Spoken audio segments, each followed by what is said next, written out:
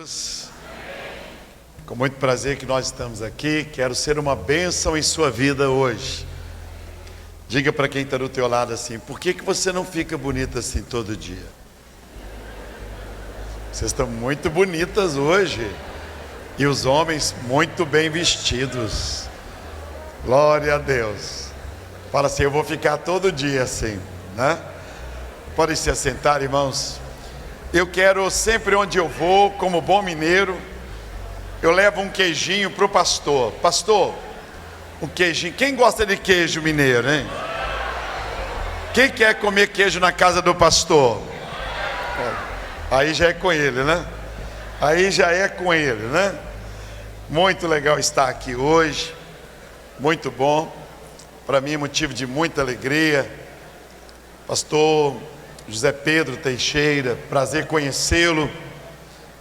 Seu filhão, pastor Adriano, gente muito especial. O Valdir Gomes. Já vi muitas pessoas conhecidas, queridas aí. Na verdade, eu estudei de tudo um pouco.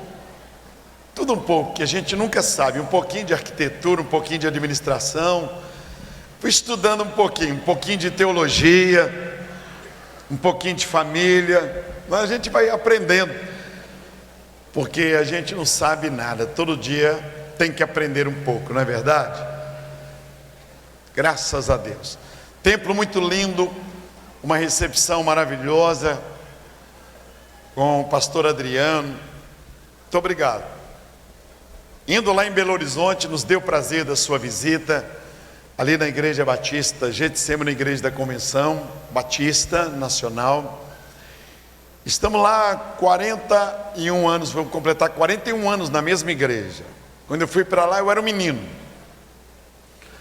E eu me converti há 51 anos atrás, na Assembleia de Deus. Pastor Anselmo Silvestre. Foi ali com 15 anos que eu entreguei minha vida nas mãos de Jesus. Naquela época a igreja Assembleia de Deus não batizava, porque eu jogava futebol. Eu jogava no América Mineiro. E a bola, para muitos, continua sendo, era a pipita do diabo, né? E aí, na época, por isso que eu fui para a Igreja Batista. Amo a Assembleia de Deus. Amo poder compartilhar com vocês. E tenho aprendido muito com os pastores. Estar aqui nesta noite e me alegra o coração. Eu tenho ali fora alguns livros. Eu tenho hoje 230 livros, 239 livros escritos que vão pelo mundo. Já encontrei várias pessoas que disseram: pastor, eu li o livro Bênção e Maldição, Águia ou Galinha, Espírito de Miséria, muitos outros livros. Então, se você desejar, estamos ali fora, tá bom? Como bom obreiro, como bom pastor, a gente tem que ler. Tem um livro muito legal esse que olha: é perigoso ser grande. Não é toda pessoa que pode ter uma igreja grande. Não é toda pessoa que pode ser grande. Existem pessoas que, por amor a elas, Deus nunca deixa elas crescerem. Porque se ele deixar que elas cresçam, elas acabam indo para o inferno. Então tem gente que tem que ser pequeno sempre, que não pode ser grande. Esse livro eu falo, isso aqui, depressão. Diz que a gente estuda um pouquinho tudo, né? Sobre psicologia. Esse aqui, Águia ou Galinha. Bom, tem muitos livros ali. Um livro sobre nomes, muito interessante. O povo evangélico agora está preocupado com os nomes. Na história de Israel é muito sério o nome, tá? A escolha de um nome é muito associada com o que os pais esperam do filho.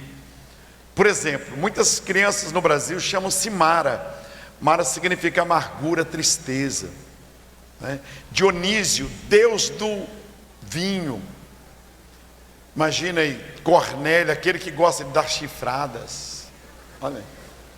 Já pensou? Cecília, cega, ceguinha. Diego, Diogo, diabo. Olha aí. Quantas crianças, né? É muito melhor colocar um nome bíblico. Rafael, Deus cura. Daniel, o Senhor é meu juiz. Então, ninguém precisa mudar o nome, porque nós já temos um novo nome no livro da vida. Aleluia. Mas está ali fora, pode ajudar. Suicídio. Falei na Polícia Federal, pastor. Nós tivemos em Belo Horizonte ano passado 150 suicídios de policiais federais, só em Minas Gerais. Vale a pena você ler. Esse aqui, Angústia, Medo. Eu já fui 22 vezes lá em Jerusalém, Israel. E eu tenho um estudo sobre as portas de Jerusalém. Cada porta tem um significado. Muito legal. Solidão. Bom, estão lá. Se você não tiver dinheiro, fale com o pastor Adriano. E ele vai orar por você. Estão ali. Tem muitos livros pequenos também, tá? Muitos livros. Tem um kit assim, com livros. 5 livros, 10 livros. Vai lá, não precisa nem de escolher. Você vai lá e pega. Tá bom? Tá lá embaixo, junto daquela lanchonete, que eu tomei um cafezinho gostoso lá, com a irmã Aparecida. Ela falou, aqui o senhor não paga, porque o senhor é mineiro. Falou, então vou trazer Minas Gerais para cá. Trazer Minas Gerais. Mas indo lá em Belo Horizonte, nossa igreja está ali pertinho do Mineirão. Perto do Mineirão. E quando eu fui para a igreja tinha 200 membros. No meu primeiro ano, 150 foram embora. Eu fiquei com 50 meninos. Eu queria entregar o ministério, eu queria entregar o pastorado. Eu não queria nem ser pastor mais. Eu trabalhava na Caixa Econômica, falei, vou levar minha carreira bancária. Mas aí, Deus mandou eu cuidar das crianças. Eu comecei a cuidar das crianças. E naquele ano eu batizei 153 crianças, jovens. E hoje a igreja tem 42 mil membros. Glória a Deus. Foi um milagre de Deus. Cada ano Deus põe 1000 pessoas. É bom, né? 1000 problemas também. Obrigado, gente. Abra sua Bíblia comigo em 2 Reis. 2 Reis, capítulo 4. Um livrinho do pequeno custa 10, são 5 por 40 e 10 livrinhos por 70, tá vendo? O maior, um custa 20, são 3 por 50 e 4 por 60. Pode pagar do jeito que você quiser, de 1, 2 vezes. Se o pastor Adriano não te der o livro, aí você ora por ele. Pastor Zé Pedro, vai passear em Belo Horizonte, você já foi lá? Vai lá na Getsemane, vai ser muito legal. Vai ser muito bom. Eu quero falar sobre um pastor e a sua viúva e seus filhos. Dentro do assunto de ética. Ética pastoral. Né? Já abri. Experiência aqui já. 40 anos, eu fui 5 anos pastor auxiliar e 41 anos que eu sou pastor, então, sênior da igreja. Vamos ler a palavra de Deus, vamos ficar em pé em reverência ao Senhor e a sua palavra, vamos. Certa mulher, das mulheres dos discípulos dos profetas, clamou a Eliseu dizendo: meu marido, teu servo, morreu. Olha aí. E tu sabes que ele temia ao Senhor. Porém é chegado o credor e quer levar os meus filhos para lhe serem escravos. Ó Deus, é a tua palavra. E a tua palavra é a verdade. Obrigado por esta noite, pelas orações, por quem veio, por quem está chegando, ó Deus. Que o Senhor, ó Deus, possa agir em nossas vidas aqui. Tudo que não pertence ao Senhor, toda perturbação no estacionamento, em casa, que nesse momento isso fique longe de nós. E aqui dentro a tua paz, a tua proteção e a tua presença em nome de Jesus. Podem se assentar. A palavra ética significa princípio comportamental. Significa sabedoria para viver.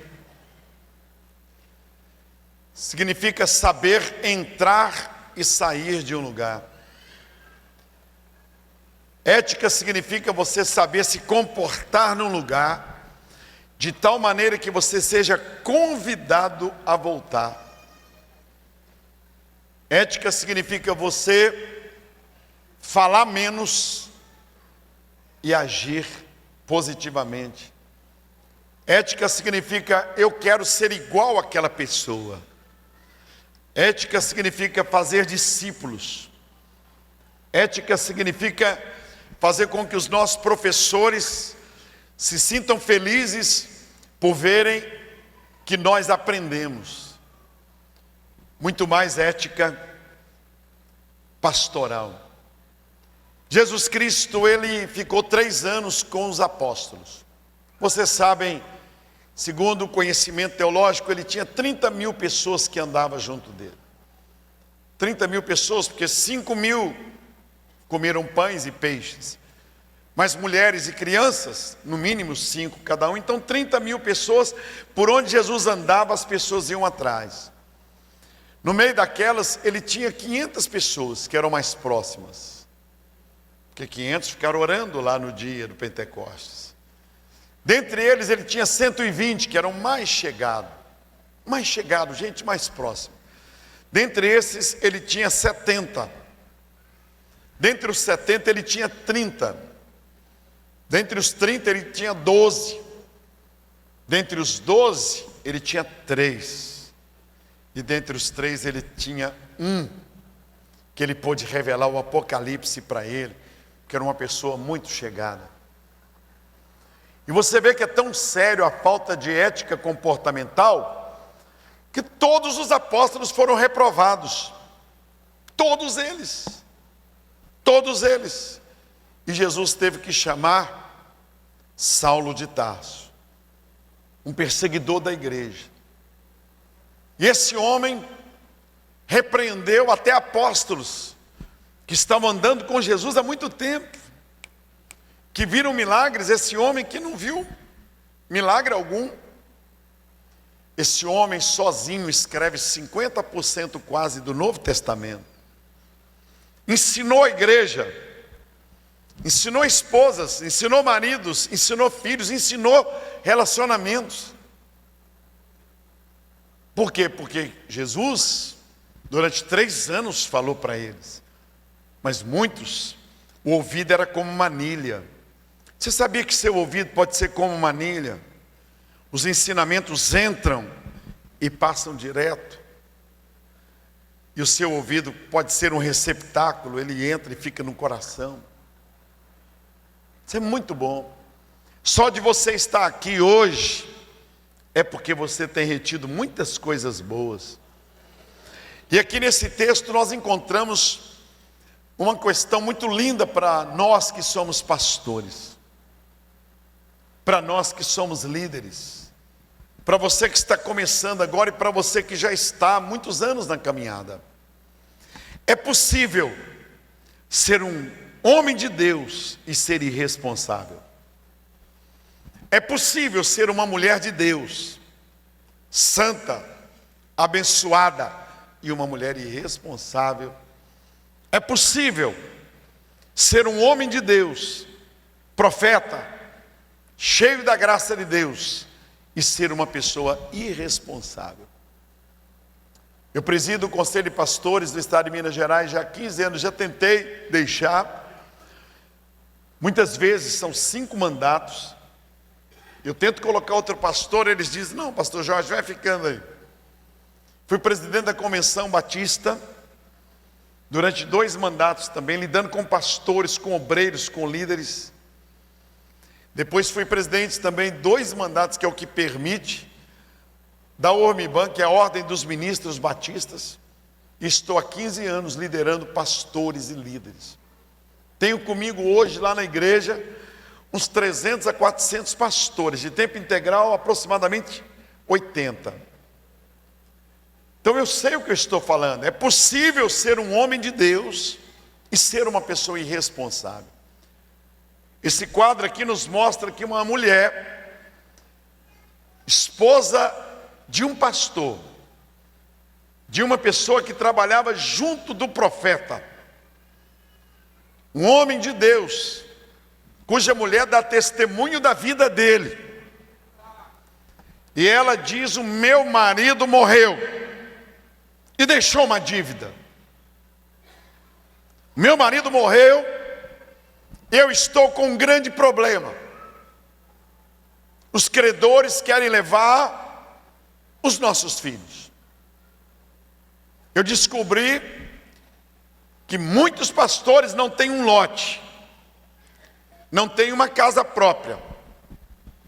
Muitos pastores não têm porque não querem, porque deixaram passar o tempo. Vários apartamentos tinham sido devolvidos na Caixa Econômica, eu trabalhando lá. E muitos estavam sendo depredados, estavam roubando os vasos, as pias, as torneiras. Eu fiquei sabendo através de um amigo meu no banco, eu trabalhava na Matriz, no setor de organização e método. Trabalhava no 13º andar, eu fiquei sabendo daquilo, que tinha 300 apartamentos que estavam sendo invadidos por bandidos, por pessoas que não tinham o mínimo zelo, roubando as pias e tudo. Apartamentos que tinham sido devolvidos. Eu consegui com o diretor da Caixa, para que pastores entrassem nesses apartamentos e continuassem a pagar as prestações. Eu sabia que tinham 300, o diretor me perguntou assim: quantos apartamentos? Eu disse assim, em Belo Horizonte, eu disse, uns 50 apartamentos. Então quem já vinha pagando lá e parou de pagar, inadimplente, pagou 11 anos, faltavam tipo 15 anos, 14 anos, 9 anos, porque o financiamento podia ser de 20 anos, de 25 ou de 30 anos. Então a pessoa só continuava. E eu então fui para o meio dos pastores batistas, primeiro, que eu liderava os pastores batistas, e eu procurei saber quem é que não tinha casa própria. E eu tomei um susto muito grande, porque mais de 500 pastores não tinham casa própria, nenhum lote, nada, absolutamente nada, nada. Uma grande maioria morava no fundo da igreja. Uma mulher me disse o seguinte: pastor, o meu marido trabalhou, construiu a igreja, e ele foi mexer numa antena, num negócio assim do lado de fora, encostou o ferro num fio de alta tensão, e ele morreu eletrocutado. E ele ficou dependurado, a polícia não chegava para tirar o corpo dele, ele morreu, e ali o pé dele foi derretendo, a perna dele foi derretendo, e ele ficou 3 horas colado, derretendo, pingando. E meus filhos vendo aquilo, meus filhos assistindo o pai deles desintegrar, virando água, desesperados. Derreteu até perto do joelho, aí a polícia chegou e tirou. 3 meses depois, a diretoria da igreja reuniu para eles mudarem de lá, porque o novo pastor iria chegar. Eles teriam que sair da casa pastoral no fundo da igreja. Foi doloroso. Foi doloroso porque eu vi que essa história ela estava se repetindo em muitos lugares. Homens que dedicaram uma vida toda, que trabalharam. A primeira ética é a pessoal. O Senhor Jesus Cristo disse assim: ame a Deus com toda a tua força, com todo o teu vigor, com toda a tua alma. Ame, lute por esse amor. O segundo, ame ao próximo como você ama você. A medida do teu amor para com os outros é o quanto você se ama. Por que você não pede oração a um drogado? Por que você não pede oração hoje a um mendigo? Porque você acredita que ele não tem nada, ele não gosta nem dele. Ele não gosta nem dele. A medida do seu amor para com os outros é o quanto você gosta de você. Então Jesus falou: ame ao próximo como você se ama, como a ti mesmo. Então, se eu não amo a mim, como eu vou amar os outros? Se eu não me interesso por mim, pelo meu bem, como eu vou me interessar pelo bem dos outros? Então aí 500 pastores avançaram em mim, eu consegui 300 apartamentos. Hoje eu tenho lá na igreja mais de 1000 filhos de pastores, que me beijam, que me abraçam, que me dizem: pastor Jorge, eu te agradeço, meu pai morreu com diabetes, meu pai morreu com hipertensão, meu pai teve derrame, eu era menino, isso aconteceu há uns 20 anos atrás. Hoje, pastor, eu tenho prazer em estar aqui, sou membro da igreja Getsemane. Meu pai trabalhou a vida toda, não teve nada, não tem nada, não tem aposentadoria, não tem nada. Então, pastor, eu louvo a Deus, porque pelo menos o apartamento, meu pai, antes de morrer, ele tinha. Então é possível ser um homem de Deus. Ela disse assim: olha, o meu marido era servo, ele servia, ele ajudava, ele abria a porta do teu carro, profeta Eliseu, ele estendia a mão, ele olhava, ele era servo, mas ele deixou uma dívida, ele deixou um problema para nós. É possível ser um homem de Deus e ser uma pessoa irresponsável? Quando eu tinha 12 anos de idade, meu irmão trabalhava no Banco Nacional, eu era engraxate, eu era verdureiro, eu vendia jornais, eu vendia bolinho de feijão, eu vendia cebolinha, salsa, pé de alface. E meu irmão me procurou e disse assim: olha, você precisa ter um lugar em que, se alguém disser que você não tem onde cair morto, você diga: eu tenho um lote. E ele me deu um papelzinho e disse assim: vai lá comprar um lote lá em Pindamonhangaba, um lote lá na curva do mundo. Meu irmão não era evangélico. Compra longe, compra. E eu, com 12 anos de idade, comprei um lote, pagando com o dinheiro de engraxate. Minha mãe pagava aluguel. Nós éramos 11 filhos. E meu pai deixou minha mãe quando eu tinha 6 anos de idade. Meu pai envolveu-se com uma mulher. Eu sou o 8º filho. Então minha mãe começou a lavar roupa na casa dos outros. Eu sei o que é isso. Eu sei o que é ser humilhada. Minha mãe era humilhada pelas primas dela, porque ela lavava trouxas e trouxas de roupas. Eu via minha mãe com os pés rachados de água sanitária, de sabão de cinza, sabão pintado.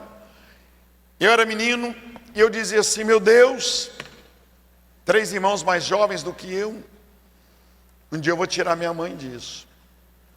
Então eu mexia com engraxate. E nós pagávamos aluguel, um irmão pagava aluguel, o outro pagava a feira, o outro pagava a conta de água, o outro pagava a conta de luz, era assim. Devia ser assim hoje, né? Cada filho pagar alguma coisa, né? Um paga o açougue, outro paga a feira, outro paga a água, né? Que aí ele fica menos tempo debaixo do chuveiro. Quem paga a conta de luz sai apagando as luzes todas assim na casa.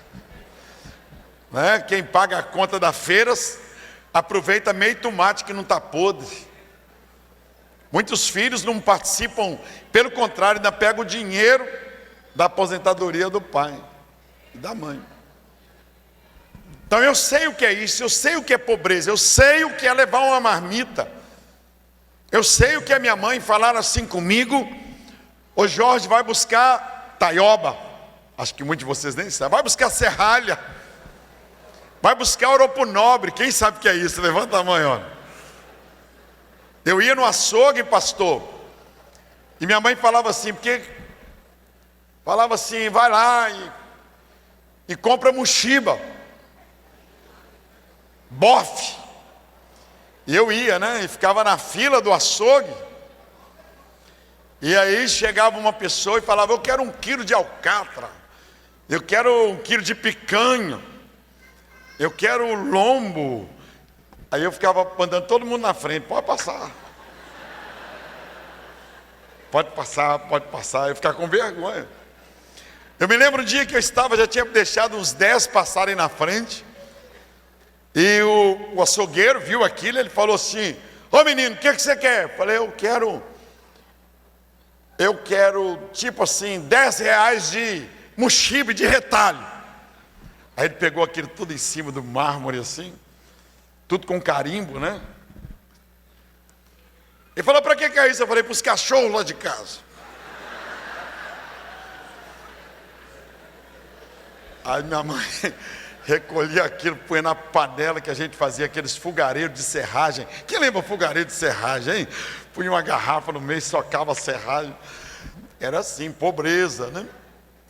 E ali, minha mãe cozinhava aquilo e a gente comia, o cachorro não via nada, irmãos. Comia carne com carimbo, sem carimbo. Parecia igual as de hoje, com papelão no meio, tudo no meio. Era luta. Então eu sei o que é isso. Eu me converti com 15 anos, fui o primeiro a me converter na minha casa. Então meu irmão falou isso comigo, falou, nós estamos pagando aluguel, eu vou casar, compra um lote. E eu comprei um lote. Imobiliária São Geraldo, pagando tipo 100 reais por mês, porque era longe. Chamava-se Novo Renascença. Quando o negócio é novo, você já viu, né? Novo Xangri-Lá, Nova Santa Cruz. Não tinha água, luz, não tinha calçada, não tinha ônibus, não tinha nem... Eu viajei mais de 2 horas para ver o loteamento, Novo Renascença. Eu falei com o moço, não chega não, estou em outra cidade já. Ele me levou lá, me levou. E falou, esse lote aqui vai ser o seu. Eu não podia nem escolher muito, porque eles vendem os piores primeiro, né? Corretor, viu, menino, vendeu para mim no meio do quarteirão. Os anos passaram. E antes da minha mãe morrer, nós fizemos para ela lá um barracão. 3 cômodos no fundo, um banheiro. Todas as vezes que a gente ia pregar um prego na parede, na casa da minha mãe falava assim, não pode pôr prego, o barracão é alugado. Aí eu falava assim, meu Deus, um dia nós vamos, minha mãe queria pôr folhinha, não podia pôr folhinha. Aí quando nós fizemos o barracão, os irmãos, eu pus uma marreta na mão da minha mãe e falei, pode descer a bordona agora aqui, que agora é casa da senhora. Com 20 anos eu estava no banco, trabalhando no banco. E a primeira coisa que eu fiz, aqueles primeiros tempos, fiz um propósito com Deus de, se eu passasse no concurso no banco, que eu daria 3 meses de salário. Os meus 3 primeiros salários seriam colocados no altar da igreja. Porque tinha 20 pessoas disputando uma vaga. Eu não tinha estudado em escola particular, só escola pública. E um concurso no banco era muito difícil, 20 pessoas. E eu passei. Passei, prova daqui, prova dali, eu passei. Já era crente, único crente na minha casa. Nunca pus um cigarro na boca, graças a Deus. Nunca bebi uma cerveja. Nunca pus um pé num motel, graças a Deus. Nunca precisei disso. O Senhor me deu, nunca fui em casa de prostituição. Deus me guardou de mulheres, porque eu me converti muito novo. E eu vi esse tipo de vida. Por que eu estou falando isso? Porque agora minha mãe tinha um barracão. A ética primeira é a conquista pessoal. A ética primeira, Jesus Cristo disse, olha, eu tenho um lugar para vocês. Eu vou preparar o lugar para vocês. Está vendo? Eu posso levar vocês para lá. E vocês podem ir lá. E lá tem lugar para todos. Eu posso levar também seus filhos, seu marido, sua esposa. Eu posso levar todo mundo para lá, porque o lugar é meu. Olha que legal, tá vendo?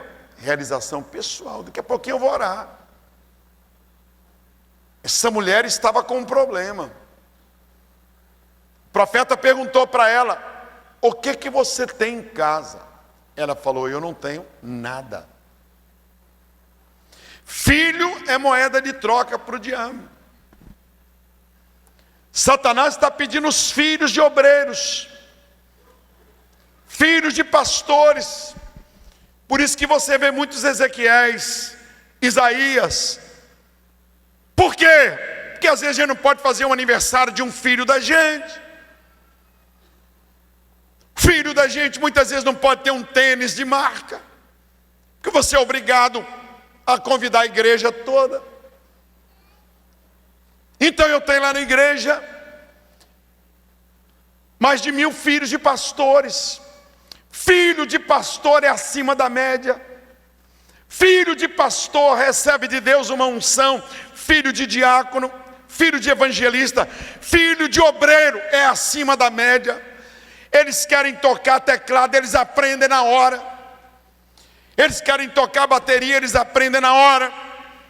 Eles querem mexer com o computador, eles aprendem. Eles têm uma unção especial. Filho de pastor é agitado. Eles querem ir perto do pastor. Eles querem falar, eles são doidos com o microfone. Filho de pastor quer ir para perto do pastor. Filho de pastor é doido para usar um terno, gravata. Quando ele é pequenininho, todo mundo pergunta: o que você quer ser? Ele fala: eu quero ser pastor. Não é? Às vezes o filho do pastor quer vir aqui, assentar no colo do pastor, mas o pastor empurra o menino para lá. É a única criança que é criada longe do pai. É a única criança que todo mundo diz: você é filho do pastor. Então, uma ética familiar. Meu filho chegou em casa, eu pastor da igreja. Nessa época a igreja já tinha perto de 1000 pessoas. E meu filho chegou em casa, e minha esposa olhou para ele e falou assim: o Tiago está estranho. Tiago está estranho. Porque esse menino brinca, conversa, ele não conversou. Fomos almoçar depois da escola dominical no domingo, depois do culto da manhã. Eu estou vendo o menino calado. Eu olhei para ele, ele estava com os olhos vidrados. 6 aninhos. Eu peguei o menino e enfiei debaixo do chuveiro para dar um choque nele de água gelada. Ele continuou estático, parado. Eu levei ele para o hospital. Médico querido, pessoa da igreja, pôs ele na frente. Falei: esse menino teve um choque. Procura saber, pastor, o que aconteceu. Se ele tomou um choque elétrico, alguma coisa. Esse menino tomou alguma pancada na cabeça. Vai e procura saber. E eu fui para a professora da escola bíblica dominical. Perguntei para ela, na casa dela, já tipo 2 da tarde, o que aconteceu com meu filho? O Tiago não fala, ele bateu a cabeça, o que aconteceu? Ela disse: não. A única coisa que aconteceu foi que eu fiz um concurso na sala, e o menino que soubesse o Salmo 23 ganharia uma caixa de bombom. E o Tiago falou o Salmo 23 de cor, com 6 aninhos. E eu falei que não valia, porque ele era filho do pastor. Eu tive vontade de enforcar a professora no portão da casa. Eu não avancei nela, porque eu estava acompanhado. Quase que eu puxei e falei assim: sua bruxa do inferno, meu menino está lá com choque. Eu passei numa padaria, comprei umas 10 caixas de bombom. Corri para o hospital. Ele estava no pronto-socorro da Golden Cross. Corri. E ele estava na sala, tomando soro, com os olhos. Eu entrei e falei: Tiago, a professora da escola dominical não tem um bombom para você, mas o nosso Deus me deu saúde, eu sou seu pai, tem 10 caixas de bombom. O menino falou: pai! Ele saiu do choque na hora. Pode dar um aplauso para Jesus, pode dar. Meu filho hoje é pastor, é advogado, foi para os Estados Unidos, 3 anos estudando para ser como você, pastor, para me traduzir, para me interpretar. Satanás quer o seu filho. O segundo passo para depois de derrubar você é derrubar sua família. Quantas esposas de pastores são obrigadas a participarem das vigílias? A minha mulher dorme 9 horas da noite, ela é filha de pastor. Eu obrigava a minha mulher a ir fazer visita comigo. E eu obrigava a minha mulher: não, você tem que ir comigo, tem que ir comigo, tem que ir comigo. Aí chegava na casa dos outros, povo, conversando, eu falava: não é, Glenda? Ela: é? Eu falava: não, o que eles estão falando aqui? Eu falava: eu vou embora. Eles falavam: não, não vai não.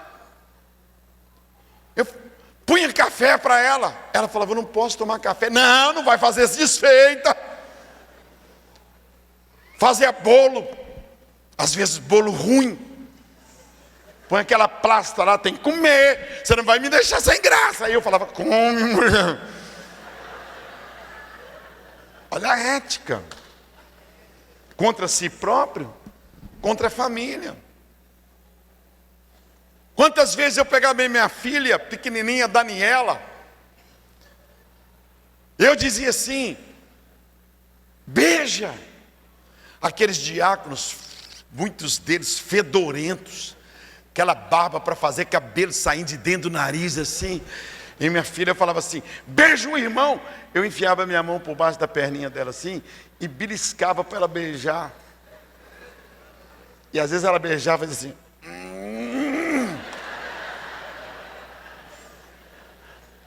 E eu com o beliscão sem o diácono ver, para agradar os outros.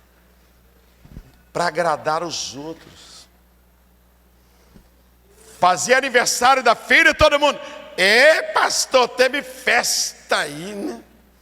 Eu vi uma pessoa fumando aí na casa do senhor. Porque às vezes era um convidado, um parente, um conhecido. E a cobrança em cima. Quantos filhos de obreiros não tiveram festa de 15 anos por causa dos outros? Aí Deus começou a me mostrar. Eu comecei a escrever livros sobre filhos de pastores. Comecei a entender o ministério, o que o diabo está fazendo aqui com o filho desse pastor, desse texto. Os verdugos estão aí. Os cobradores estão aí, querem os filhos. Filho nosso não é moeda de troca. Diga para quem está do teu lado: o teu filho é herança do Senhor. Teu filho é herança do Senhor. Tua filha não é Jezabel. Nossa igreja fez um evangelismo agora quarta-feira. Nós temos mais de 100 missionários no mundo, graças a Deus. Eu vi o pastor falando: eu sou um pastor missionário. Cheguei de Paris, agora cheguei de Luxemburgo, Portugal. Eu viajo pelo mundo, viajo pela África, Oriente. Onde você pensar, eu vou. Ter uma igreja que me segura, que segura a minha família. Eu ensinei a igreja a amar a minha esposa. Ensinei a igreja a amar meus filhos, a respeitar. Porque amar o pastor é fácil. É fácil. Amar a Deus é fácil. Testemunho de Jeová ama a Deus. Católico ama a Deus. Budista fala que ama a Deus. Judeu fala que ama a Deus. O negócio é amar o Filho. O negócio é amar Jesus. O céu é de Jesus. O que uma pessoa aqui ama a Deus, mas não ama Jesus, vai fazer no céu? O que adianta uma pessoa me amar e não amar meu filho? O céu, tudo é Jesus. O que um budista vai fazer no céu? O que um muçulmano vai fazer no céu? O que uma pessoa que adora Maria vai fazer no céu? O que uma pessoa que é devota de Santo Antônio de São Pedro vai fazer lá? O céu, tudo é Jesus. A pessoa vai ficar irritada no céu. Por isso que só vai para o céu quem ama Jesus. O céu é de Jesus, o céu é dele. Sabe o que acontece? A mulher diz, dentro da ética, o que você tem em casa? Ela diz, eu não tenho nada. Ele falou, mas para que não se leve os seus filhos, será feito um grande milagre. Esse pouquinho que você tem vai ser muito importante. Fecha a porta. Olha que coisa bonita, família do pastor. A ética da família agora. Então a ética de adquirir alguma coisa, a ética pessoal, comportamental, agora a ética da família, movendo os céus. Feche a porta. E você e seus filhos clamem a Deus. E o milagre vai acontecer. Pede vasilhas emprestadas. Agora a ética do relacionamento. Ver como você é com seus vizinhos. Sabe o que a Bíblia diz? Jesus Cristo falou assim, vocês entrem na casa dos outros, de incrédulos, e digam assim, paz seja convosco. Paz esteja nesta casa. A paz do Senhor não é só para crentes. Nós somos servos do príncipe da paz. Você pode entrar na casa de qualquer pessoa incrédula e dizer assim, que a paz do Senhor esteja aqui nesta casa. Paz do Senhor. A Bíblia diz, se eles receberem, a paz do Senhor vai estar ali. Que coisa, se não receberem, sacuda o pó. E o milagre aconteceu. A ética da vitória. E agora o profeta, ela volta lá no mesmo lugar. Olha que coisa bonita. E ela diz assim, o milagre aconteceu. Ele não pediu dinheiro a ela. Olha que coisa bonita. Ele não abusou dela, falou, cadê o meu carro? Cadê o meu dinheiro? Cadê a grana? Porque eu fui um instrumento do milagre. Gente, o que a gente vê isso hoje, né, pastor? O que vê de pessoas querendo negociar as vitórias que Deus deu. O que a gente vê de pessoas sem ética, querendo abusar, aproveitar das viúvas, aproveitar das vitórias alheias. O que eu vejo de pessoas querendo sugar do ministério, das vitórias. Ele falou, você voltou aqui, eu sou um representante de Deus. Ele era um representante de Deus, como eu e você. Paga a dívida. Olha o nome limpo. Olha você com o nome limpo. Paga a tua dívida. E viva do resto. Seja a cabeça. Nunca mais o credor virá aqui. Nunca mais. Satanás vai querer os seus filhos. É por isso que nós estamos numa escola bíblica de obreiros e membros. Eu queria que você abrisse as suas mãos. Eu quero orar por você. Nós vamos ter um intervalo agora. A ética comportamental, a ética pessoal. Quem não tem casa própria, abre as mãos. Muitas vezes você é um santo homem, uma santa mulher. Mas esse texto você fala do milagre, mas não fala do problema. E Deus trouxe você aqui. Talvez você não vai comprar um lote aqui. Talvez você não vai comprar um lote inteiro. Nem na Avenida Central. Você vai chamar um outro obreiro e falar, vamos comprar um lote a meia. E vamos fazer uma parede no meio. Vamos sair do aluguel. Vamos para aquela rua que não é calçada ainda, vamos lá.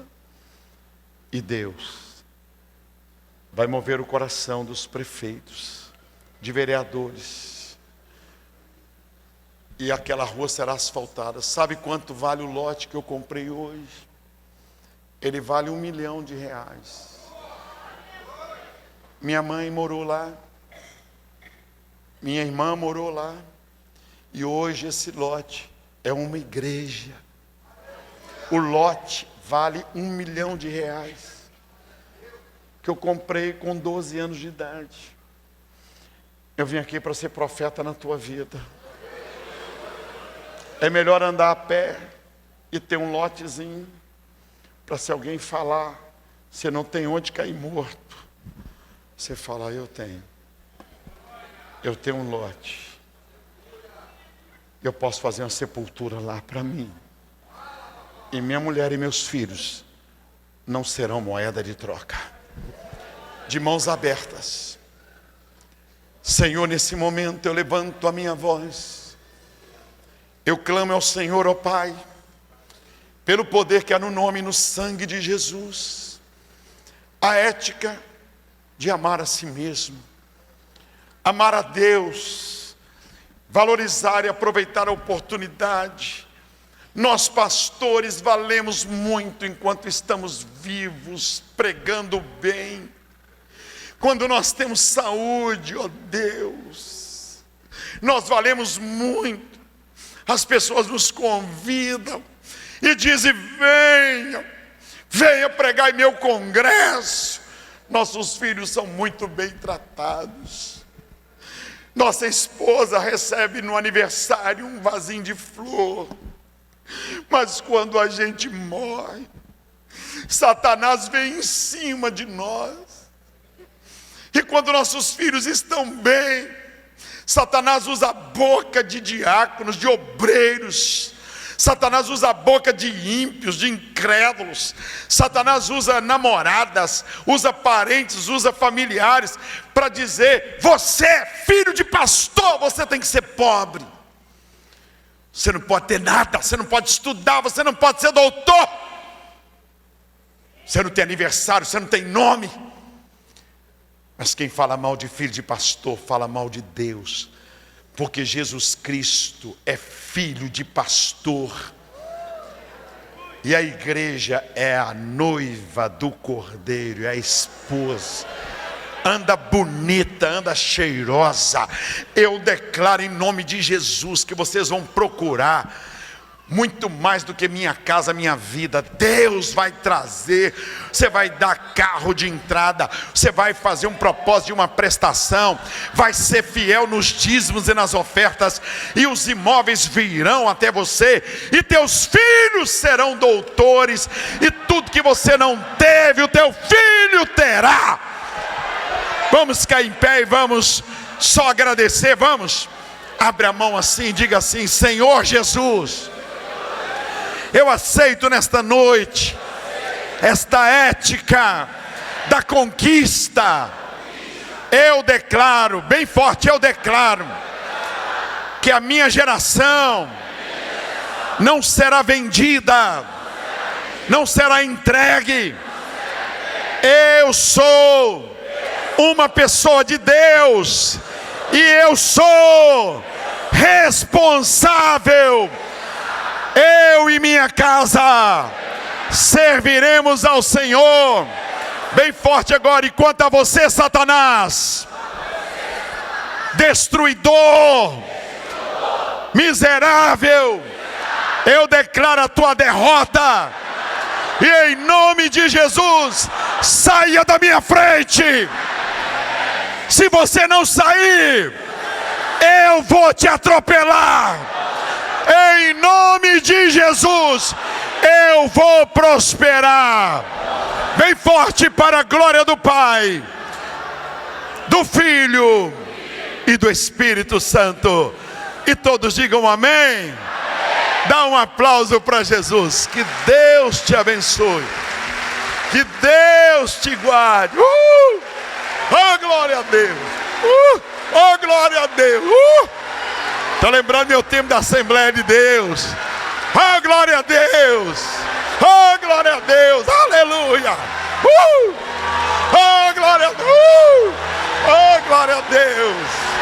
Glória a Deus! Oh, glória a Deus! Olha para quem está do teu lado, à direita, à esquerda, dá uma olhadinha. Olha aí para a pessoa que está do teu lado, diga assim: olha, me trata bem, hein? Olha aí. Sabe por quê? Sabe por quê? Fala com a pessoa, sabe por quê? Porque meus filhos poderão ser seu patrão, hein? Olha lá que meu filho vai ser seu chefe, hein? Olha lá, me trata bem, porque meu filho pode ser seu chefe, hein? Deus abençoe vocês, pastor. Daqui a pouquinho vai ter um intervalinho aí, é? Corre nos livros, hein? Põe uma dedicatória para o seu filho. Fala: filho, eu ouvi uma palavra hoje. Eu ouvi uma palavra, filho, está aqui, ó. Tem um monte de livro para você dar de presente para ele. Pai, põe o seu, o que você quer dele. Que Deus te abençoe e te guarde. Pastor, obrigado. Vamos lá. Podem se assentar. Essa leitura podemos fazê-la sentados mesmo. No livro de Reis, agora capítulo 5.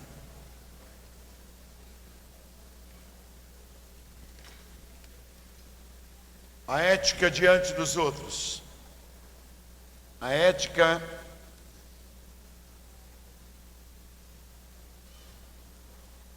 que o Senhor tem para cada um de nós. Nós temos um congresso em Belo Horizonte, lá na Igreja Batista Getsemane, na semana 7 de setembro. A semana toda. 7 de setembro parece que vai dar na quarta-feira. Então toda aquela semana, do dia 3 ao dia 10. Se você desejar ir em Belo Horizonte, vai ser muito bom receber você lá, tá? São 2 palestras por noite, vai ser muito legal, vai ser um prazer. Tem muitos hotéis pertinho do Mineirão ali, construídos hotéis para nós até. Foram mais de 70 hotéis pertinho da igreja, vários preços. Tem também alojamento na própria igreja, temos também uma sede campestre. Semana de setembro, tá bom? Fala para o seu filho, tem um festival de música lá na igreja em novembro, que é considerado o maior festival de música hoje no meio evangélico. Onde é Ana Paula Valadão, estou vendo esse menino cantando tão bonita, esse jovem. Começou a Nívia Soares. Lá na igreja que eu sou pastor tem o David Keelan, tem lá Eli Soares, são jovens, são mais de 800 músicos da igreja. Então vale a pena, você fala com o seu filho, entra lá no site da igreja, getsemane.com.br, e você vê lá congressos, vê lá o festival de música, e muitos são filhos de pastores, filhos de obreiros, tá? Então, segundo Reis, capítulo 5, vamos continuar falando em Reis. Naamã, comandante do exército do rei da Síria, era grande homem diante do seu senhor e de muito conceito, porque por ele o Senhor dera a vitória à Síria. Era ele herói da guerra, porém leproso. Então ele ouviu uma palavra, precisava ser curado, e ele pegou muito ouro, muita prata. Versículo 9: veio, pois, Naamã com seus cavalos e os seus carros, e parou à porta da casa de Eliseu. Então Eliseu lhe mandou uma mensagem, dizendo: vai, lava-te 7 vezes no rio Jordão, e a tua carne será restaurada e ficará limpo. Naamã, porém, muito se indignou. Versículo 11: se foi dizendo, pensava eu que ele sairia a ter comigo, por-se-ia em pé, invocaria o nome do Senhor, seu Deus, moveria sobre o lugar da ferida, e então me restauraria como leproso. Então chegaram, versículo 13, a ele seus oficiais, e lhe disseram: meu pai, se ele houvesse te pedido alguma coisa, o Senhor não lhe daria? Quanto mais já que apenas te disse: lava-te e ficará limpo. Então desceu e mergulhou no Jordão 7 vezes, conforme a palavra do homem de Deus. Ó Deus, é a tua palavra. E nessa escola de profetas, de ministros, eu quero ser boca do Senhor também, mais uma vez. Acredito eu que todos os obreiros já pregaram sobre esse texto. Eu acredito que todos nós já lemos, já ouvimos muitas pregações também sobre Naamã. Mas uma coisa é a gente pregar sobre Naamã, e outra coisa é viver a experiência de Naamã. Uma coisa é você falar da vida do outro, sobre os pecados alheios, e outra coisa é você fazer um autoexame, é você analisar a sua vida. Você vê que na hora da ceia, o Senhor manda nós examinarmos a nós mesmos, né?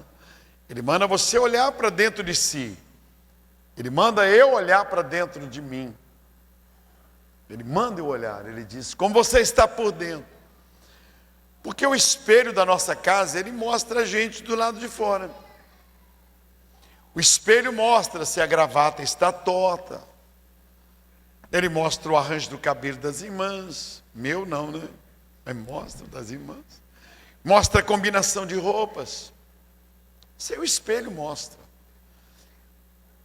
Mas e a vida lá dentro? E aquilo que só Deus vê? A Bíblia é o espelho de Deus. O espelho dos homens é o que nós temos na nossa casa.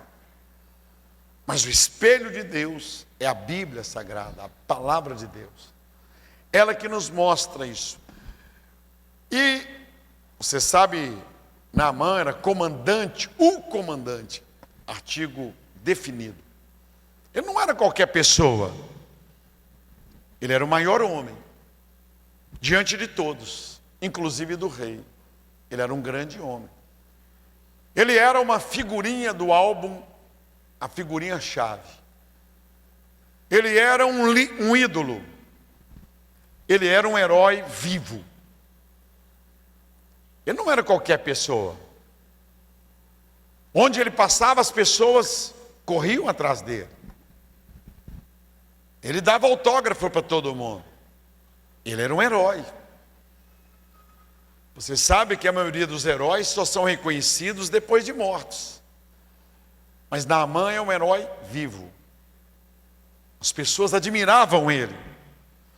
Deus usou a vida dele para disciplinar o povo de Deus.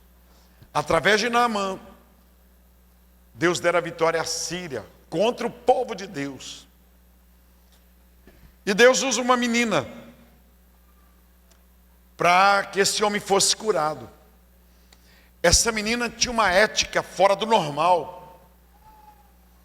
Essa menina, ela era uma menina muito ungida, porque ela era escrava na casa de Naamã.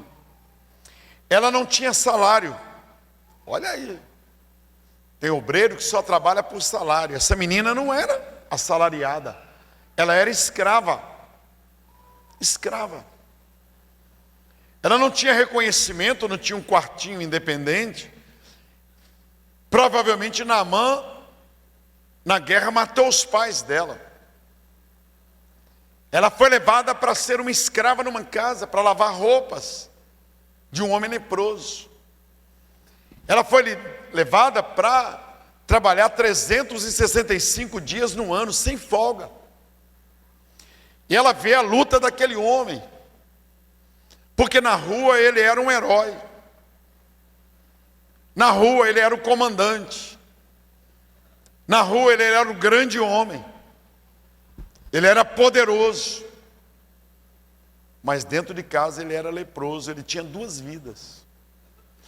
E quando ele chegava em casa, ele tirava aquela roupa de general, tirava aquela capa cheia de medalhas, e aquela menina começou a perceber que ele tinha feridas na perna e nos braços. Talvez você nunca tenha tido feridas nas pernas. Eu tive feridas na perna. Eu tinha alergia à poeira. E aparecia em minhas pernas, quando eu era jovem, na mocidade, na Assembleia de Deus, um brotinho.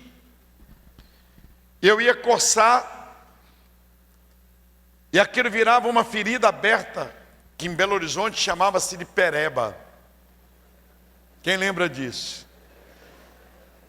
E ficava aquela ferida na carne viva, e muitas vezes à noite, enquanto eu estava dormindo, aquilo coçava à noite, já estava cicatrizando, ficando uma casquinha, e eu passava a unha, arrancava, começava tudo de novo. Eu disse para vocês que eu jogava futebol. Às vezes estava cicatrizando, porque eram 4, 5 em cada perna. E aí vinha lá um pereba e chutava a minha pereba. E arrancava. Eu ia para os acampamentos de mocidade, os encontros, e os jovens diziam: põe uma bermuda. Como eu ia pôr uma bermuda? Com as feridas nas pernas. O médico meu, doutor Diane Machado, um grande médico, dermatologista, disse: olha, você vai ter que conviver com isso. Você vai tomar polaramine, vai dar um sono. E eu jovem, na universidade, com sono. Estudava, trabalhava.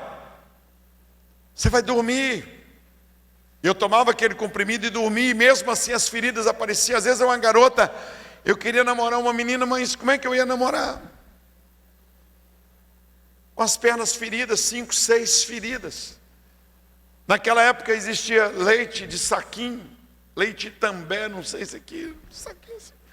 Aí eu cortava aquele plástico e punha na minha perna, porque ele não deixava a meia colar.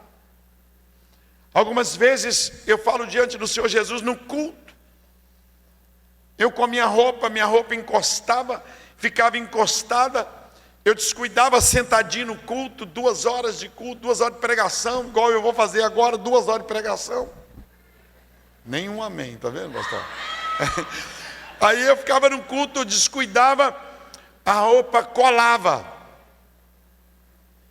Quando eu ia, um colega meu falava: sua calça está suja de sangue. É muito difícil para mim, eu sei o que Naamã passava. Não chegou a ser uma lepra. E um dia lá no Mineirão, numa cruzada do Morre Cerulo, eu estava ajudando as pessoas assim, carrega aqui, carrega cadeira para ali, porque eu sempre fui trabalhador. Eu abri a porta do carro do meu pastor, eu pegava a pasta dele, meus colegas chamavam de puxa-saco. Quando pedia uma oração na igreja, eu orava e dizia: Deus abençoe o pastor, e citava o nome da penca de filhos dele todo e da esposa. Quando eu sentava, os colegas meus falavam assim: vai estourar, hein? Eu me lembro uma vez que o meu pastor ele tinha uma joalheria, ele deu relógio para várias pessoas, ele não me deu. Eu fiquei olhando para ele, eu olhava para ele como se fosse meu pai. Deus estava me testando. E lá nessa conferência com o Morre Cerulo, ele disse assim: tem um rapaz aqui, tem uma moça lá, tem outro tem um problema de coração, e tem um rapaz que tem problema cardíaco, tem outro que tem isso, e tem um que tem feridas nas pernas. Vem cá na frente, falando em inglês, vem cá. E eu falei: comigo, eu fui lá. Eu estava carregando as cadeiras, Era um congresso no Mineirinho. E aí ele olhou para mim e disse assim: foi o último dia que você teve vergonha das suas pernas. E eu, 7 dias depois, eu já estava com aquilo cicatrizado. Hoje eu tenho só as marquinhas dos lugares. Então eu sei o que é isso. Às vezes alguém falava: põe uma bermuda, sai em casa. Minha mãe, eu não, porque eu tinha vergonha. O que é isso na sua perna? Naamã, ele levou 100 quilos de ouro, levou 400 quilos de prata, levou muita coisa, levou 10 roupas para a festa. Ele era um herói. Ele ia ser recebido como herói. Aquela menina tinha tudo para ter revolta dele. Talvez você tenha tudo para ter revolta.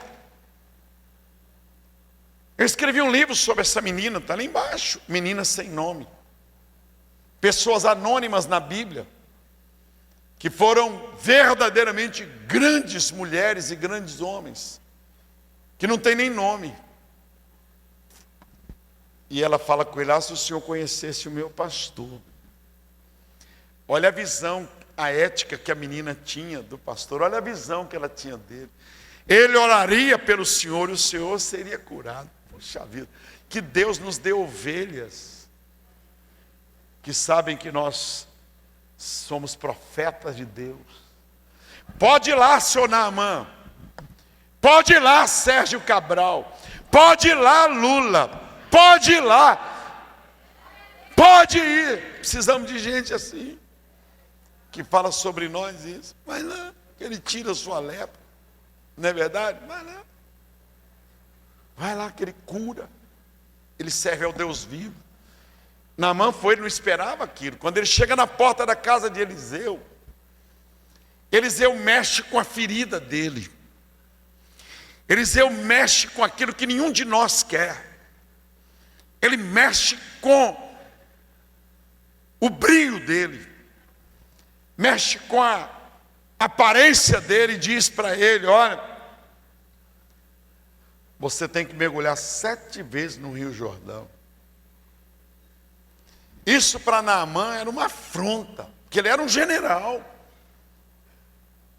Ele era um homem, amigo do rei. Entrava com o rei, andava com o rei. Isso era uma afronta. É a mesma coisa que mandar Hitler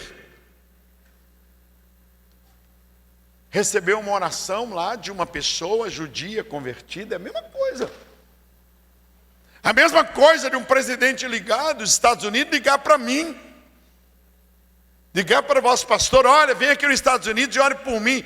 E eu falar com ele alguma coisa. É a mesma proporção. Naamã era o maior homem. Ele não era qualquer um. Quando a menina falou para ele, ele achou que ele ia ser recebido como um herói. Porque em todo lugar ele era herói. Aí Eliseu fala com ele: vai mergulhar no Rio Jordão. Não é agachar. A palavra no hebraico ali não é agachar. É entrar na água, sair, entrar outra vez, sair, entrar. 7 vezes. E não tinha promessa de mergulhar a primeira vez e ir sarando. Falou: olha que legal, a primeira sarou um pouquinho, olha, sarando. Só na 7ª vez que ele seria curado. Não foi melhorando igual a gente vai passando metiolate, vai limpando, vai sarando, toma um remedinho, vai limpando, não. Tem que mergulhar 7 vezes. Era muito para ele. Aí ele disse assim: os rios lá da minha terra, o meu jeito, ó. E Deus não falou com ele do jeito dele. É a mesma coisa comigo com você. Aí a ordem vem, mergulha no Rio Jordão. Para ele era muito. Como que ele ia mergulhar no Rio Jordão? Como que ele iria entrar de farda na frente dos soldados? A notícia espalhou que ele chegou na cidade. A notícia espalhou. A Rede Globo da época deve ter ido lá. A Band, todo o SBT, todos foi Rede TV, todo mundo lá, Record. Foram todos, porque Naamã estava na cidade. É assim. O povo vai atrás de ídolos. Você não viu Lula ontem lá no Nordeste? Na inauguração da transposição do Rio? A multidão vai. Todo mundo foi. E agora não tinha como esconder. Como que ele vai entrar de farda? Ele ia ser chamado de louco. Já pensou se você diz assim, pastor Jorge, vai na minha casa. Aí eu vou na sua casa, passear. Aí você fala, pastor, como o senhor é mineiro, é doido com a água do mar, entra na água. Aí eu entro de terno. Você ia ligar para o pastor e falar, pastor, não deixa o pastor Jorge pregar não. Eu falei com ele para entrar no mar, em vez dele entrar de short ou de uma bermuda, ele entrou de terno. O pastor ia ficar escandalizado. Naamã foi isso. Como que eu vou entrar com a farda? Eu sou um herói. Como que eu vou entrar e mergulhar? Obedecer a uma escrava. O que que ele faz? Ele indignou. Sabe o que é a palavra ali no hebraico? Falou palavrões. Xingou. Sou trouxa. Sou um bobo. Vou fazer papel de bobo aqui. Vou mergulhar aqui. Aí quem procura ele? As pessoas que viam nele um pai. E disseram, volta. Volta, meu pai. Ele não te pediu dinheiro, porque dinheiro era fácil. Dinheiro é fácil, irmãos. Dinheiro é fácil para muitas pessoas. Dinheiro é fácil. Dinheiro são milhões e milhões, daí a pessoa é curada. Mas de lepra espiritual, não. E naquele dia, ele vai embora falando palavrões. Aí aquelas pessoas que o conheciam, que eram chegados, dizem a ele para ele voltar. Ele volta. E ele para em frente ao Rio Jordão. E quando chega em frente ao Rio Jordão, ele tem que tirar a roupa. E ele, ao tirar a roupa, aparecem as feridas. Aparecem as feridas dele. E ele tem um grande problema. Que as pessoas iam olhar para ele e dizer, olha, o herói tem ferida. Roberto Carlos, você nunca vai ver Roberto Carlos numa praia. Ele não tem uma perna. Ninguém pode ver o corpo de Michael Jackson. Ninguém pode ver o corpo de Ayrton Senna.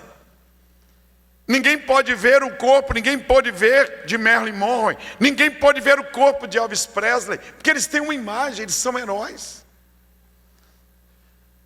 Ninguém viu o corpo de Bin Laden. Os heróis não podem ter defeitos para os seus adoradores. E Naamã era um herói. E o que pediu a ele é muito difícil. Ninguém viu o corpo de Hitler. Ninguém pode ver. Ninguém pode chegar a tocar. Então, para ele foi muito difícil. Como que eu vou mostrar minhas feridas? Os heróis não podem ter feridas. Por isso que às vezes uma pregação, ela é para o pastor, ela é para o obreiro. Ela é para aquele que é o dirigente maior da igreja. Mas ele não tem coragem de chegar, ele não pode chegar diante da igreja e ajoelhar. Às vezes está com um problema seríssimo na família, e o pregador foi usado por Deus, e diz, quem tem um problema, vem no altar. E como é que o pastor vai chegar e ajoelhar, e todo mundo vai falar, não, meu Deus. Você viu o pastor lá de joelhos? Aí o que o pastor faz? O que o líder faz? Ele não conta os problemas dele para ninguém. Ele faz igual Naamã, ele vai embora. E às vezes saem pondo as mãos na cabeça de todo mundo, com a família toda derrotada, destruída, com os filhos todos perdidos, mas ele é um herói. Ele não pode mostrar fraqueza. Ele tem que mostrar que está tudo bem. Por isso que uma escola bíblica de obreiros, eu posso vir aqui e posso pregar a palavra, e outro pode, e você pode tirar sua roupa diante de Deus. É isso aí que precisa. Por isso os congressos para líderes, Por isso os retiros, por isso as reuniões, porque a igreja sabe que nós não somos super-homens, e a igreja deve saber. A igreja deve saber que o pastor chora porque Jesus chorou.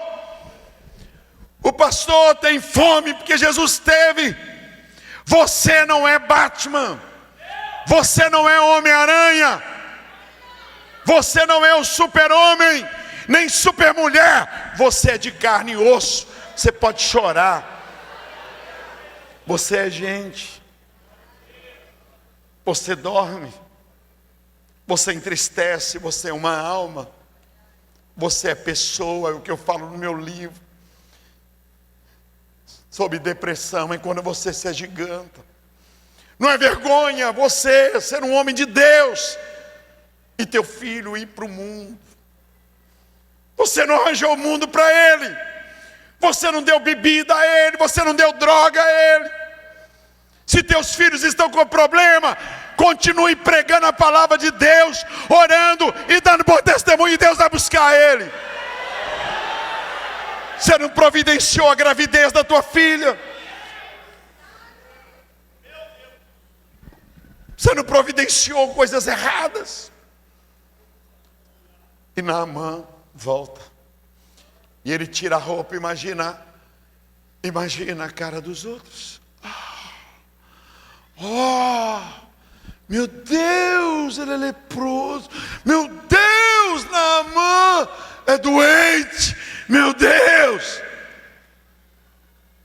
Por isso que grandes homens de Deus caem. Por isso que grandes homens de Deus se tornam vergonha para a nação. Porque eles não têm coragem de tirar a sua roupa. Por isso que muitos cantores começam bem, detonam, vendem milhares de CDs, vendem, e depois somem. Por isso que muitos pregadores que você conhecia, que talvez já ocuparam esse púlpito, que ocuparam o púlpito lá da igreja, pregadores americanos, brasileiros, que lotavam estádios, onde estão hoje?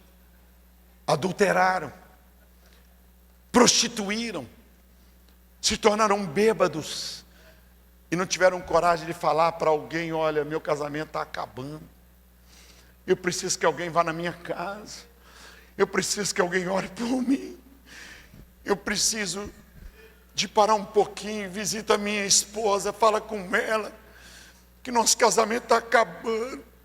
Mas você fica sozinho, sofrendo igual Naamã, porque você é um herói.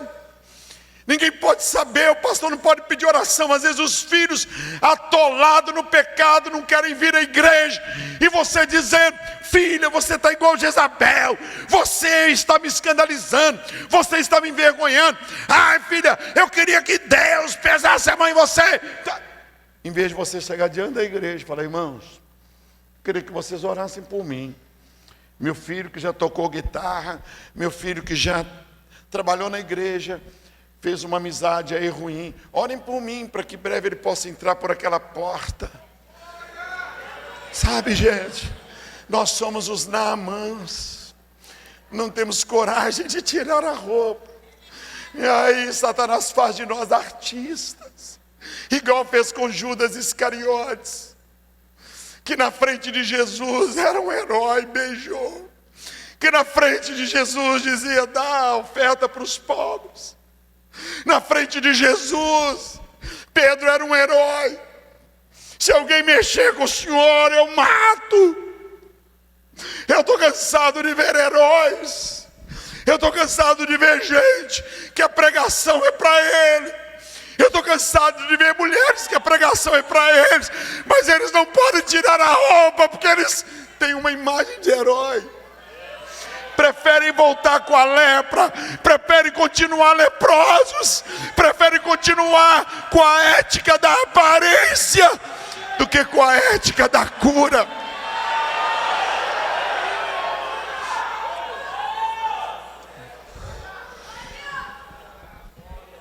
Eu tenho falado com Deus: Deus, quero uma igreja que me ame e que saiba que eu não sou super-homem.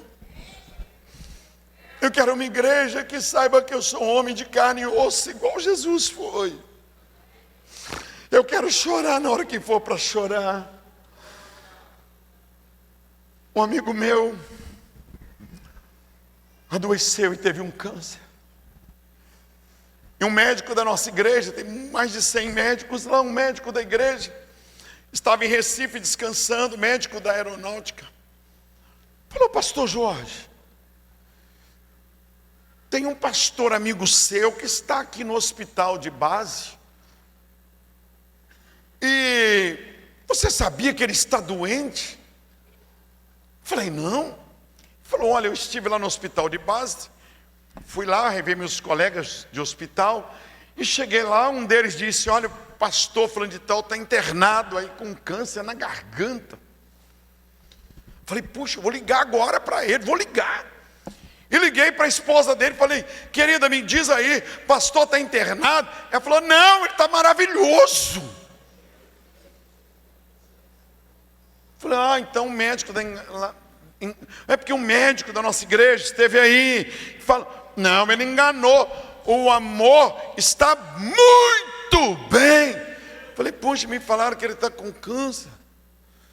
Ele me falou: não, está bem.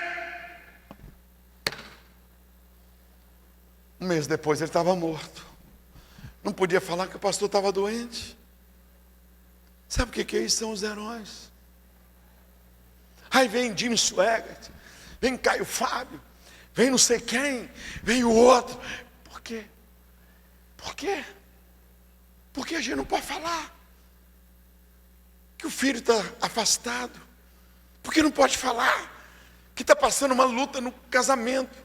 Por que não pode falar que a igreja está sem dinheiro no caixa? Por que não pode falar que apareceu um caroço? Por que não pode falar que está passando por uma prova, uma depressão? Eu tenho uma clínica de recuperação de ministérios, chamada Clínica da Alma. Sabe quantos pastores e líderes passaram por lá no ano de 2016?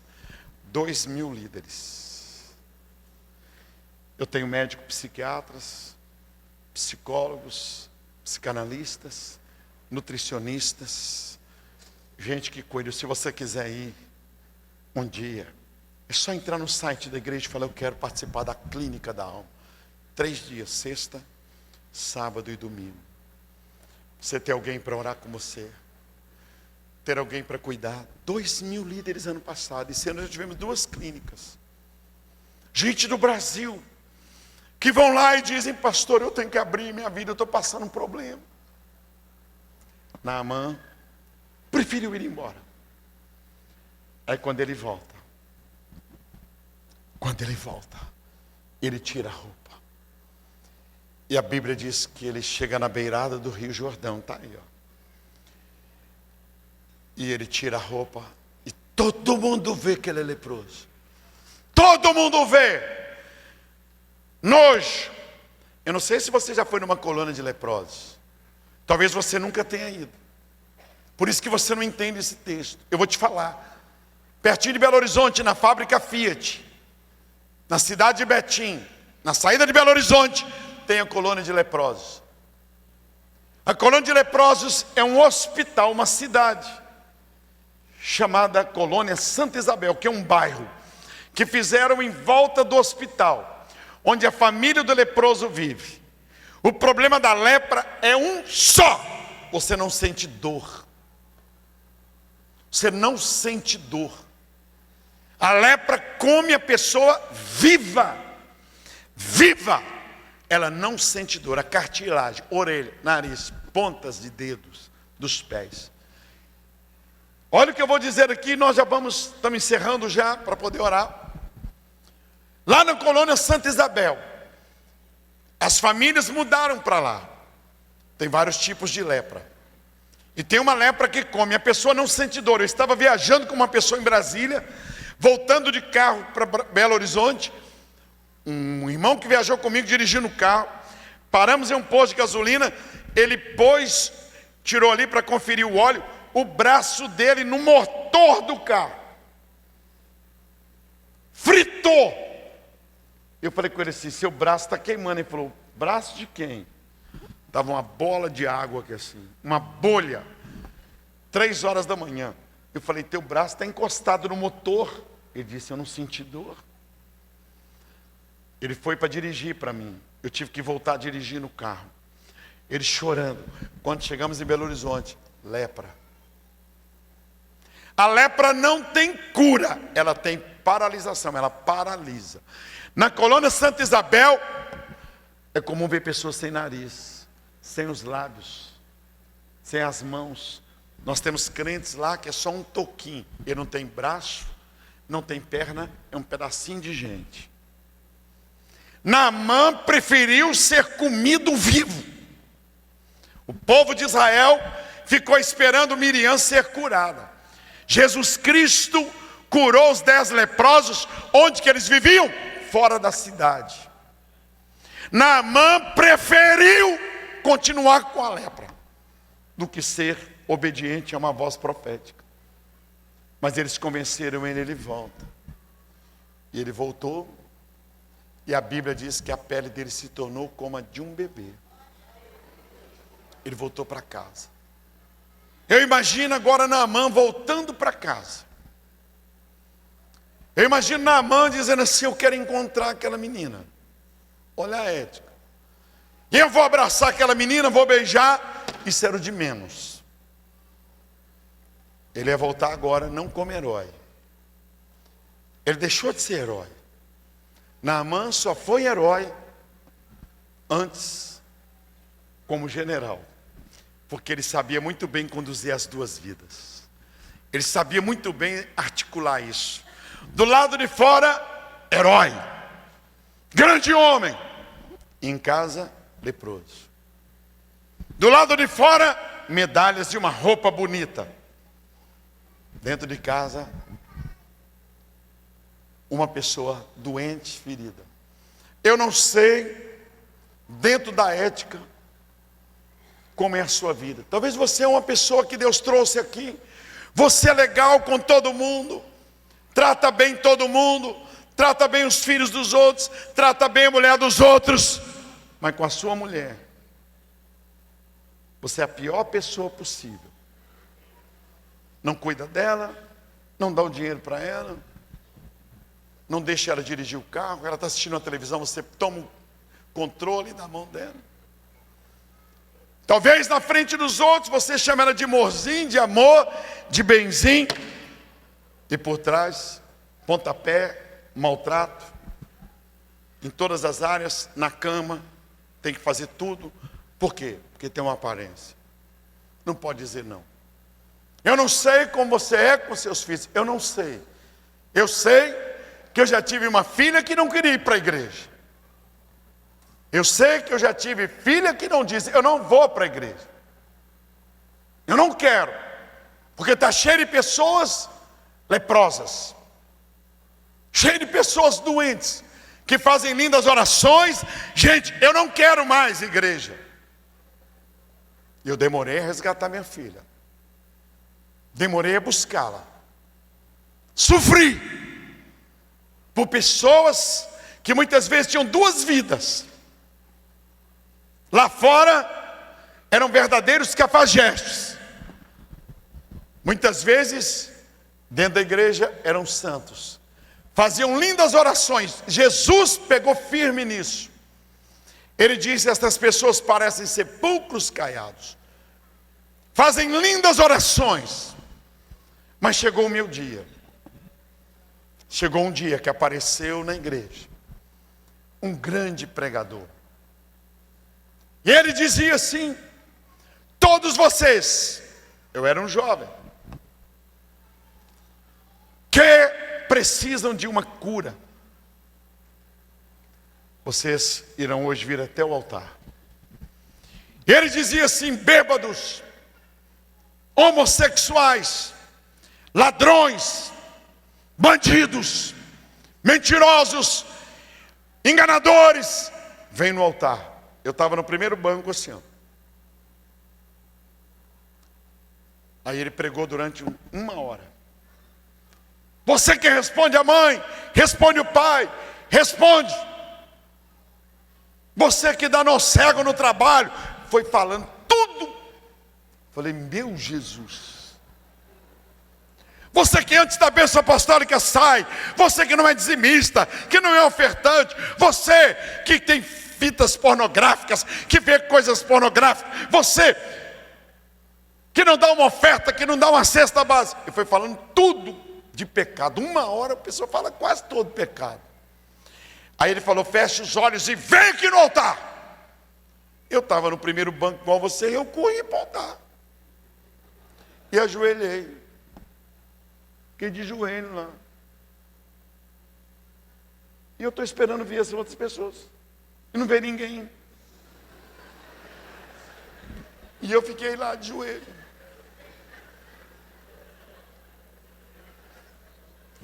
E ele, só tem esse bandido, só tem esse ladrão, só tem esse homossexual. Eu falei, pastor, acabou com a minha reputação. Eu lá de joelho. Eu falei, para que eu vim aqui nesse momento? O que eu vim fazer aqui nessa igreja hoje? Ele era argentino.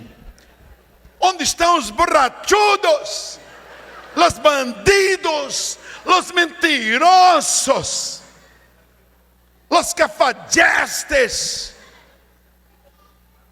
E eu falei, cadê o Ronaldo? E eu de joelho assim, cadê o Paulinho, safado? Bandido, cadê o Ronaldo, Luizão, Augusto? Ninguém foi à frente. Quando acabou, ele disse assim, durante uns 10 minutos ele chamando o povo, ninguém foi à frente. Aí ele disse, só tem este bandido. Eu falei, pastor, eu não sou isso tudo não, mas homossexual, tudo. Aí ele falou assim, levanta, jovem. Eu levantei. Ele disse assim, que o Senhor te bendiga. E me abençoou e falou que você tenha uma vida só. Solamente uma vida. Que você seja a mesma pessoa, dentro de casa e do lado de fora. Eu pensava uma coisa, nunca mais eu volto nessa igreja. Estava de olho numa garota, falei, agora acabou comigo. E do que dou? Agora eu estou no chão. Mas eu era o rapaz que carregava a caixa de som da igreja, pastor. E tinha reunião da mocidade. Isso aconteceu domingo, 11 horas, meio-dia. E eu tinha uma responsabilidade, uma ética, de nunca chegar atrasado em nada. Eu aprendi com minha mãe. Sempre chegar e nunca sair, sempre sentar no primeiro banco. Aí chegou a hora da reunião da mocidade, que era domingo, às 18 horas. Eu que ligava o som. Eu que passava graxa no guete, na mesa de som, nos negócios, nas caixas de som. E eu fiquei envergonhado, custei a ir embora, no domingo de manhã. E eu cheguei 5h30 na porta da igreja. Fui lá para o salão da mocidade para organizar tudo e sumi da igreja. Ninguém ia me ver mais ali. E eu liguei o som, arrumei tudo. 6 horas, na hora que eu estava saindo assim, como se fosse esse hall de entrada lindo da igreja, eu saindo, uma mulher chamada Sinhá, a avó Sinhá, falou assim, ô Jorge, ô menino, vem cá. Eu já estava passando, ela, cabelinho branquinho, com aqueles coquinhos assim. Aí eu falei, o que foi, vó Sinhá? Estou indo embora. Ela falou, vem cá, vem cá. Aí eu cheguei perto dela e falei assim, põe a mão na minha cabeça. Eu falei, mas por quê? Ela falou assim, eu tenho dinheiro dentro do colchão. E eu brigo com minhas filhas. Eu que tinha que estar lá de manhã de joelho. E eu não tive coragem de ir, porque o pastor xingou muito. Essa mulher, vó Sinhá, era a mulher que orava por todo mundo queria namorado, ela que orava, queria abrir uma empresa, ela que orava, ia fazer vestibular, ela, a vó Sinhá. Toda igreja tem uma vó Sinhá, uma mulher que todo mundo ora, todo mundo quer que ela ora, quando ela ora todo mundo treme. Essa mulher era isso na igreja, toda igreja tem a vó Sinhá. Aí a vó Sinhá me pega a minha mão e põe na cabeça dela, e eu orei, ela falou, ora menino, ora. Eu orei, Senhor, liberta a vó Sinhá. Ninguém põe a mão na cabeça da vó Sinhá. Ninguém. Eu estou falando diante do Senhor Jesus Cristo com a mão na Bíblia. Ninguém tocava nela. Era a mulher que quando orava, todo mundo tremia. Quando o pastor não tinha mensagem, ele falava, ora vó Sinhá. Aí ela orava, Deus dá a palavra para o teu servo. Aí todo mundo falava, agora vai ter pregação. A vó Sinhá era profeta. A vó Sinhá, e o culto estava começando. O culto da mocidade, igual aqui embaixo era lanchonete. E eu gostei de pôr a mão na cabeça da vó Sinhá, porque ninguém punha. O Senhor, liberta a vó Sinhá. Falei até alto, em nome de Jesus, Senhor. Ela falou comigo assim, ó, eu tenho dinheiro dentro do colchão.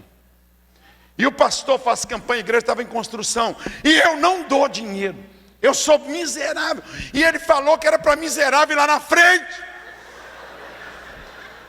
E o Senhor liberta. Quanto mais eu orava, ela ia falando isso, eu provoco briga entre minhas filhas, eu não gosto do meu genro. E eu gostei do negócio de ficar orando por ela, para todo mundo ver. E todo mundo começou a ver. Aí eu estou falando em nome de Jesus, eu estou com a mão aqui na Bíblia. Em nome de Jesus, eu falei, o negócio não foi tão ruim de manhã assim não, foi. Sabe o que aconteceu? Eu orei pela vó Sinhá, desci para a mocidade, eu ia embora. E os jovens tudo falando comigo, rapaz, você foi corajoso demais. Eu estou com cada problema que esse pastor falou, tomara que esse cara não pregue nunca mais aqui. Eu estou com cada problema na minha vida, mas ele citou ali, mas tem que ir lá na frente, eu queria ficar no meu lugar, igualzinho Naamã. Eu queria mergulhar no rio lá. Ele chamou na frente, eu não vou não, acabar com a minha reputação. Eu atendi os jovens a noite toda e me tornei pastor da igreja. Deus me curou, eu me tornei pastor, o segundo pastor. O pastor me amava tanto depois desse dia. Quando você é curado da lepra, você deixa de ser um herói para os outros lá fora e se torna um herói dentro da casa do Senhor, se torna um herói na obra do Senhor. Vamos ficar em pé, vamos. Naamã saiu como um herói para os outros, mas era um leproso dentro de casa. Mas agora ele voltava, não como herói do lado de fora, e nem como um leproso para dentro de casa. Naamã agora podia tirar a roupa. Naamã agora poderia pegar as roupas todas contaminadas de lepra e jogar tudo fora. Abre suas mãos assim. Eu não vou chamar você aqui na frente, pode ficar tranquilo. Eu não vou chamar. Se fosse num estádio, eu chamava. Se fosse num ginásio grande, eu chamava. Mas Deus me chamou aqui hoje. E pode ser aí mesmo. O Rio Jordão é o sangue de Jesus. O Rio Jordão. Volta para casa hoje. Eu disse para vocês no primeiro culto que nós fomos evangelizar na zona de prostituição.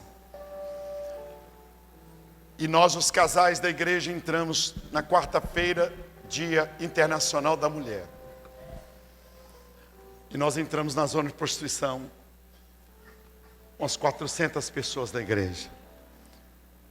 E levamos uma camisa para as prostitutas, uma Bíblia. 1000 Bíblias. 1000 livrinhos meus, bênção e maldição. 1000 Novos Testamentos. 1000 lanches. Entramos nas casas de prostituição, nos quartos. Eu entrei em vários quartos, naqueles prédios escuros. E tem um quarto que eu entrei. E vi uma garota de 20 anos assentada. Entramos eu e um missionário que nós temos lá na zona de prostituição. E aquela menina estava ali seminua, calcinha e sutiã. E nós entramos, a gente ora, jejua antes. Tem um trabalho todo especial para isso. Não é qualquer pessoa, somente casais, somente pessoas experientes que vão. E eu falei: garota, qual o teu nome? Ela disse: Daniela, o nome da minha filha. Eu disse: Daniela, nós viemos aqui falar que Jesus ama você. Ela disse: moço, eu sou filha de pastor.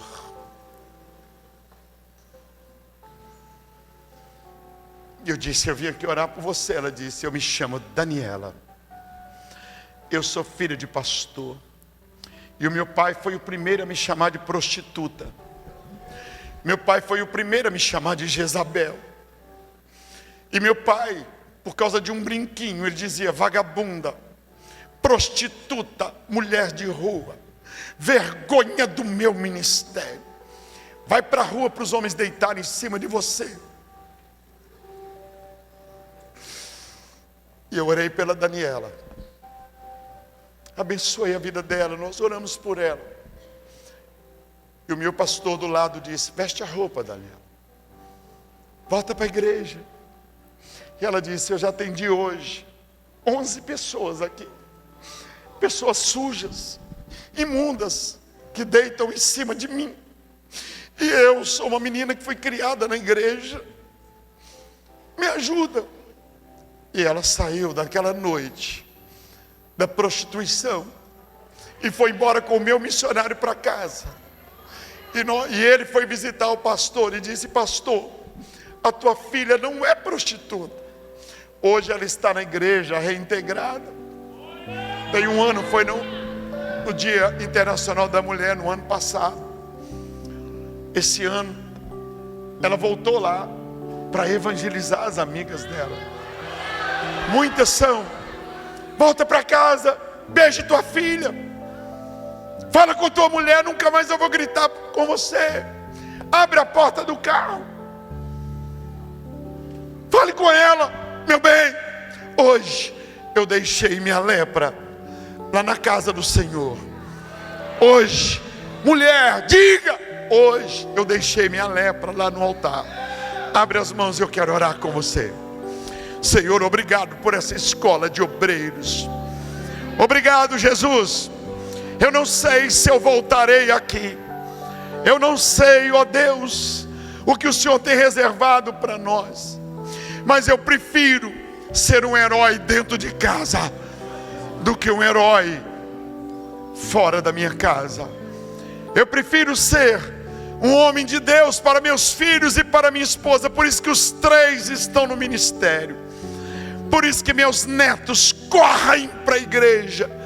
Por isso que o Senhor colocou mais de 1000 filhos de pastores no meu ministério.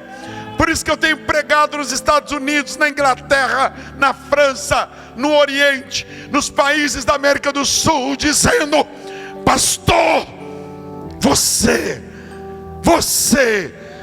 é um profeta de Deus e não um amaldiçoador. Eu declaro em nome de Jesus Cristo que muitos que vieram aqui nesta noite, entraram leprosos, estarão deixando esta lepra aqui agora. E o sangue de Jesus,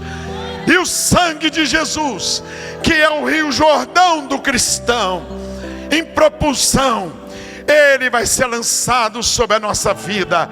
E eu entendi que Deus não queria me envergonhar diante da igreja, Ele queria me exaltar. E eu me tornei um pastor naquela igreja, diante dos meus colegas de mocidade. E hoje, graças a Deus, vários deles dizem para mim: pastor Jorge, naquele dia Deus te chamou para o ministério, quando você reconheceu que você não tinha forças para tirar a sua lepra, igual Naamã, você preferiu se expor. Então diga comigo assim, todos vocês: Senhor Jesus, nesta noite eu deixo toda a lepra neste lugar, neste altar. Eu quero ser livre de toda lepra física, emocional e espiritual. Eu quero ser como uma criança. Eu quero ser cheio da cura que o Senhor tem para mim. Eu voltarei para minha casa do mesmo jeito que Naamã voltou, sem a lepra, pelo poder que há no sangue de Jesus. Dá um aplauso para Jesus, dá.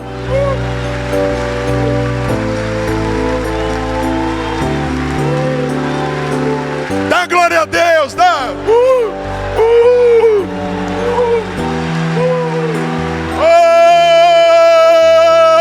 glória a Deus.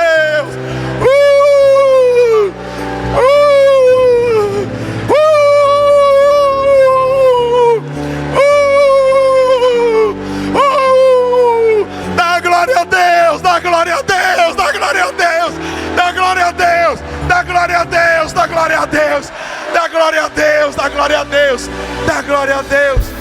Quantas pessoas, irmãos, quantas pessoas, talvez porque cobrou uma taxazinha para vir participar, não veio. Eu não cobro para vir, não cobrei para vir aqui. Eu vim aqui por amor à obra de Deus. Eu vim aqui por causa de Jesus. Mas imagine quantas pessoas devem ter criticado porque ajudou às vezes. Eu fiquei sabendo que tinha uma taxinha pequenininha.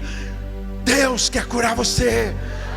Não é o dinheiro que é o mais importante. O mais importante é a gente ser saudável. Diga para quem está do teu lado assim: olha, eu era leproso, mas hoje eu sou curado. Eu sou curado. Dá um aplauso para Jesus. Dá um abraço aí nesta pessoa. Que Deus te abençoe. Que Deus te guarde. Que Deus te ilumine. Que Deus te unja. Eu espero você lá em Belo Horizonte. Quem for lá vai comer um pedaço de queijo comigo. Deus abençoe vocês. Fiquem com Deus. E podendo, leva os livros lá. Glória a Deus.